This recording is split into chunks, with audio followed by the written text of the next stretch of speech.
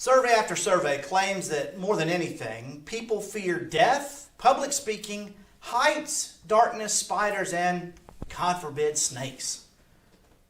About this time last year, however, the terror that swept across the nation had nothing to do with any of these. Of course, people were afraid of catching COVID, but as much, if not more than that, folks were petrified that they wouldn't have enough toilet paper. Somehow, somewhere, word got out that there was a shortage of this crucial commodity, so seemingly sensible people started stockpiling it.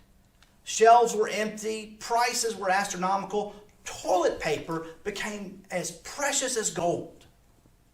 And the sad reality is there would have been plenty to go around if everybody had simply taken their fair share. Now it's gas.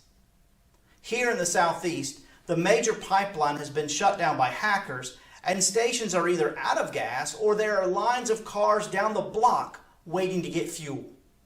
Despite the fact that expert after expert stated that there wouldn't be a shortage if we simply remained calm and used what we need, we ignored their advice and ran to the pumps. Not only did we top off our tanks, but just to be on the safe side, quite a few customers filled up extra containers too. I guess they have to be sure that they'll have plenty to get them through this fuel famine. Thus, while there likely wouldn't have been too much of a problem, our fear, panic, and selfishness have certainly caused a massive one. It reminds me of a parable that Jesus told about a rich man who had amassed great wealth. So much so that he didn't even have enough space to store it all. So, being the sensible man that he was, the guy tore down his barns and built bigger ones. So he'd have a place to keep all the stuff, you know?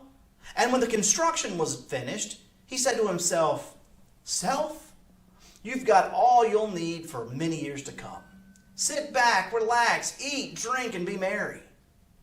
But that very night, God came to him and said, "You fool, you're going to die tonight.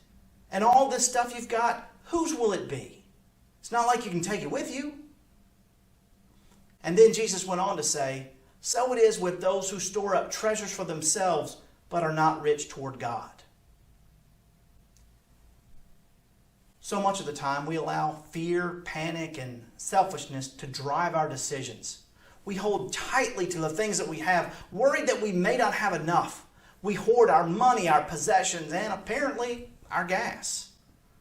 Even though there should be enough for everyone, we often choose the selfish path. And where does that get us? Empty pumps, empty tanks, and empty lives. Did you know that recent studies have shown that the happiest people in the world have one thing in common? Generosity. Surprisingly, folks are joyous not because of what they have, but because of what they give away. So while money can't buy you happiness, apparently helping others with it does. My friend, everything we have belongs to God, and we are given the opportunity to use it. So what will you do with all that the Almighty has loaned to you? Will you hoard it, or will you share it? Will you allow fear, panic, and selfishness to bring you pain, or will you be fueled with the joy of generosity? Which gas will you use to fill your tank? That's your word for Wednesday. May God bless you.